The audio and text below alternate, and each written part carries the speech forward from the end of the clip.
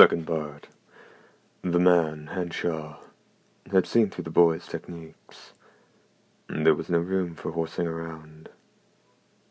He meant to finish this. With the flick of his wrist, the 2-foot-long whip stretched out to 10 feet.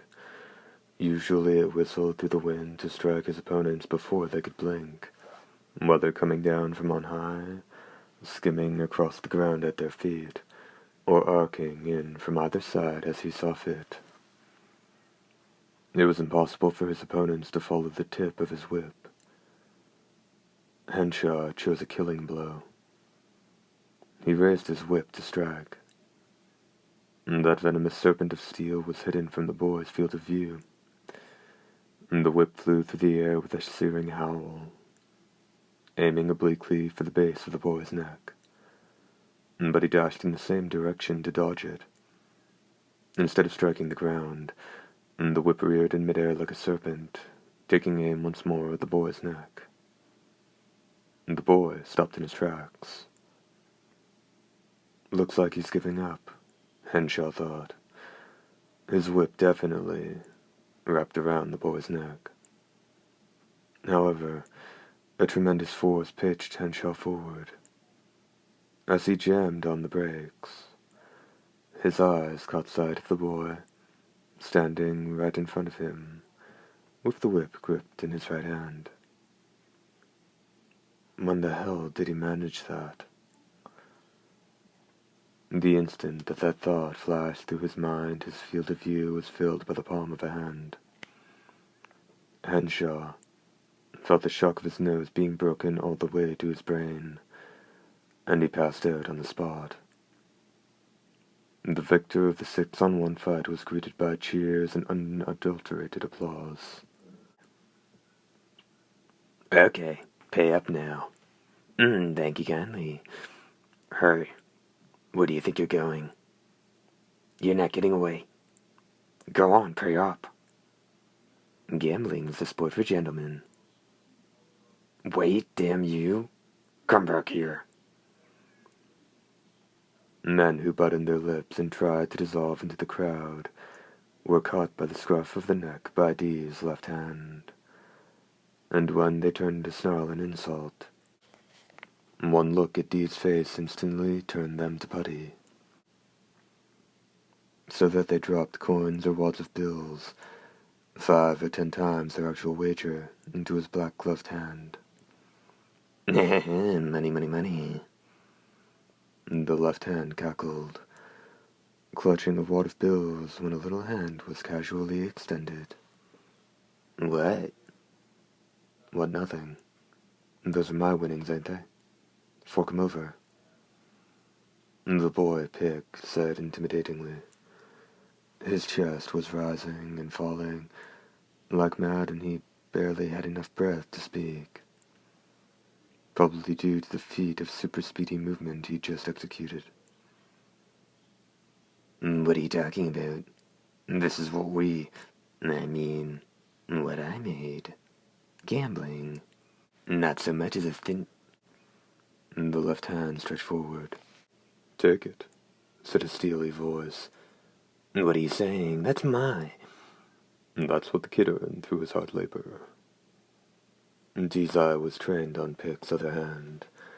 The boy must have torn off one of his sleeves, because a piece of cloth the same color as his shirt was wrapped around the hand. The blood was soaking through it.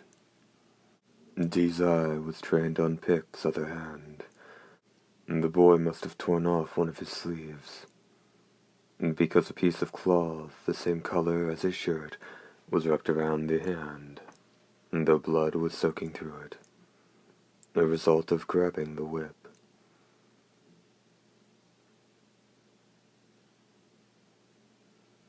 So, this is where that voice like death warmed over comes from. Having finally taken notice, Pick glared at the left hand. I don't know why, but it looks like you've got yourself a cranky parasite. Is it really okay for me to take this money? It's yours. I guess it is. In that case, I won't be shy about accepting it. The boy was in the process of stuffing the money into the pocket of his cotton trousers when a burly voice said to him, "I'll take that." "Sheriff?" Resembling a bloated wineskin, the corpulent giant of a man had a gleaming gold star on his chest, and a double-barreled shotgun tucked under one arm as he waddled over. Apparently the trip over from his office, whatever that was, had been a taxing endeavor, and without even bothering to mop the cascade of sweat from his face, he grabbed the wad of cash from Pick's pocket and tucked it into one on the chest of his shirt. "No, you can't do that, Sheriff. I earned that fair and square. I realize that. And these here are damages, fair and square," he said, running his eyes over the sheaf of papers he was handed. The boy let his gaze linger on a few of them. "What are all these?" "The butcher, baker, grocer, saloon, cobbler, and a mess of others. These are all bills." "You betcha. It's a tally of everything you've swiped up till now. And you're getting a bargain at that. Now, get out of town real quick like." "Why?"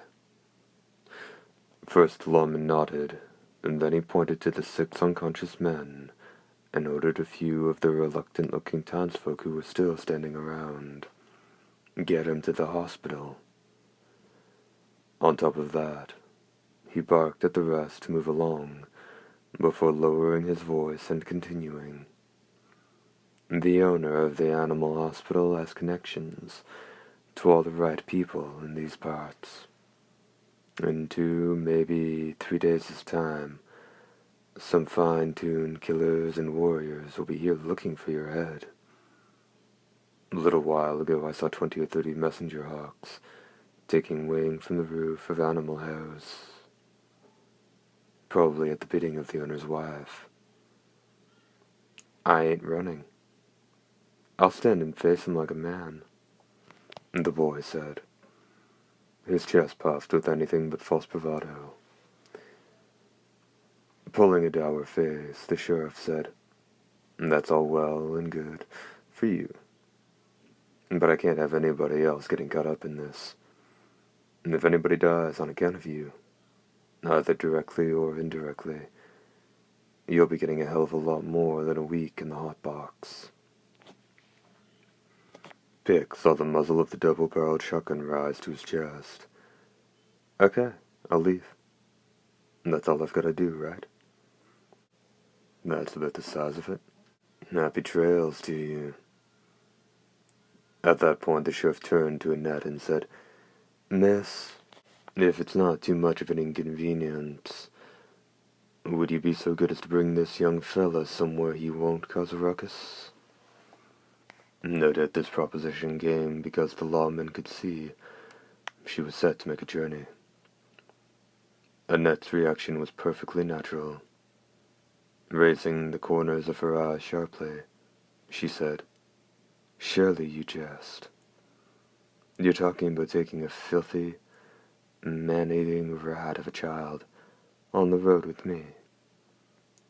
He'll make off with all my food and money. I absolutely refuse." She had unloaded so forcefully that pedestrians halted and looked in her direction.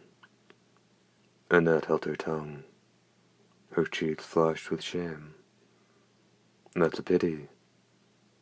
We'd prepare a supper course for the boy as well as rations.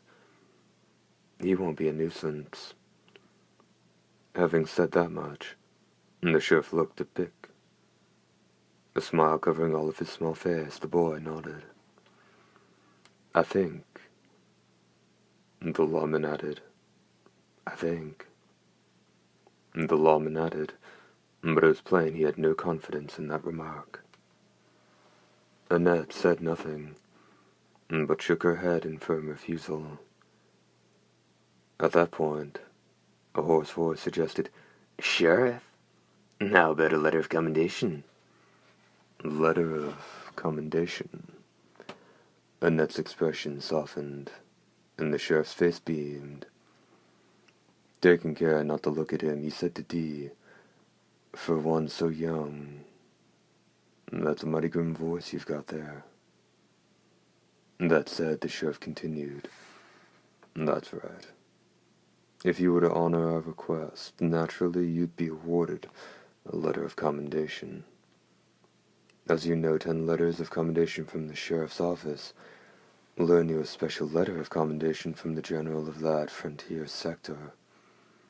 Collect 5 of those, and you get written up in the Frontier News.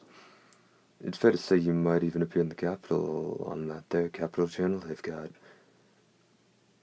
Frontier News, the capital channel." Annette's murmuring cried an undisguised lust for fame. "What's it going to be?" Dee inquired slyly. "I see," Annette said with a sober nod. "You simply cannot send that child off alone, can you?" "Well, of course not. Set one foot out of town, and the place is crawling with monsters, wild animals, and pseudo-nobility. A kid alone can't deal with that. He's got to have traveling companions who can be trusted." The sheriff put special emphasis on the trusted part. Pick grinned. "Well, when you put it that way," Annette said, making a put-upon face, "I accept. However, should he prove the slightest impediment to our journey, I will cut him loose on the spot." "That's fine." The sheriff nodded deeply and gave Annette a quick V sign. Though the sign of victory in this case meant that things had gone well for him, it didn't register with Annette.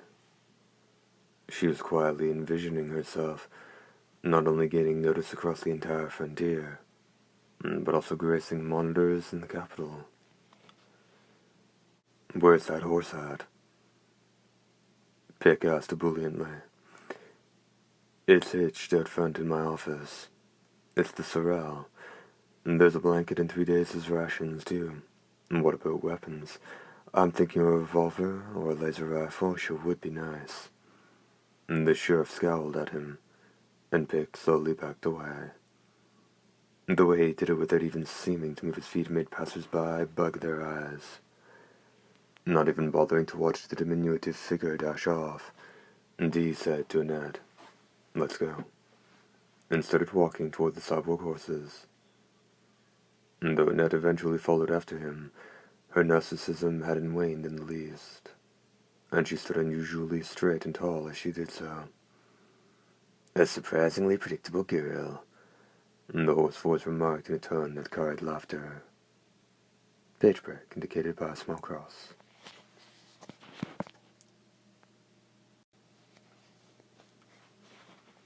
Before they passed through the back gate, Pick's horse caught up to them. "Well, this is where I set out for a new life. Let's drink to that," the boy said, riding up between the two of them as if it were the most natural thing in the world, and thrusting a bottle of liquor from his saddlebags at Annette. "What? That's disgusting. Don't offer me a bottle of your backwash." "Don't be that way. This booze might be cheap, but it's a real find. It's plenty good. Be that as it may, I don't want any. And I'm warning you here and now, if I even once catch you drunk, we'll part company on the spot. Is that understood?" "Okay, I guess," Pick said, pursing his lips purposefully. "But without me around, you won't be hitting view screens in the capital." "Just what's that supposed to mean?" Annette shouted, her entire face tinged with vermilion. "Do you think I brought you along because I want to be famous? Why did you then?" That just went to show that children are unfamiliar with the adult concept of tact. Annette went wild, her finger aimed between the boy's eyes. She bellowed, "All right. The next time you insult me, next time, you don't have to put up with it if you don't wanna. Hell, boot me out right here, right now. I'll just follow along behind you anyway." That's enough of that. One remark from Dee riding to Pig's ride was enough to silence the pair. It felt like being dunked in icy waters. For a while they continued down the road in silence, but Pig finally regained his nerve and thrust the hand with the liquor bottle in it at Dee. "Will you drink to me?" Dee accepted it without a word, and the boy's face, still retaining some innocence, beamed with joy. "Just knock it right back and take a big old swig." Dee did indeed knock it right back. The boy watched in amazement as the bottle's contents swiftly dwindled. The hunter returned the empty bottle without saying anything. Taking it, Pick wore a dazed expression as he said, "That stuff was Serpent Slayer. And you? In one gulp? You're gonna die." Got a light? A hoarse voice inquired, now beyond astonished, and in an almost mesmerized state. Pick pulled a small lighter from the pocket of his trousers. Dee's left hand came up, palm forward. "Huh?" Not only did Pick furrow his brow, but Annette did as well. There was no telling what this gorgeous hunter would do. He was a being incomprehensible to a girl of good breeding. Spark it up. Yeah, right there, in front of my hand," said the hoarse voice. Iron scraped stone, and a small flame ignited.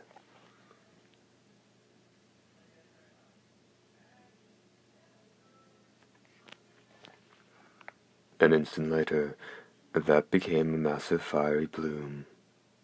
Whoa. "Whoa," Pick exclaimed, leaning back, and Annette backed away too far, to the point where she almost fell out of the saddle. "What the hell, mister? You can blow fire from your hand." Pick groaned, the smell of alcohol still lingering in the air. Just a bit of entertainment, The hoarse voice cackled, but it wasn't enough to anger the little scamp. Eyes invested with a glow of wonder and surprise, he said, "That's excellent. Just the best. Who in the hell are you, anyway?" Good question. Were you surprised? The hoarse voice asked, a ring of pride to its words. The second the boy heard that, his expression grew brazen. Sheesh. Think that's all it takes to impress me. You're selling me short, pal. And I've got a thing or two to say about how it's going to be from here on out. Don't try getting bossy, you hear?" As the boy hastily pulled away from the other riders, Dee didn't so much as look at him, though the hoarse voice remarked, Interesting brat. Someone like him could come in handy, if used right. Of course, him and the princess here are, as the saying goes, like chalk and cheese. Making another puzzled face, Annette looked at the hunter. Quickly turning forward again, she muttered something to herself so that Dee wouldn't hear it. "A fine journey this is. My only companions are a guard who doesn't recognize his employer as such, and an ill-mannered brat. I expect a bit more consideration in the future. And who's he to call me cheese? He's got a manner as cold as a robot's." And in that manner, the group left town. Second part, end.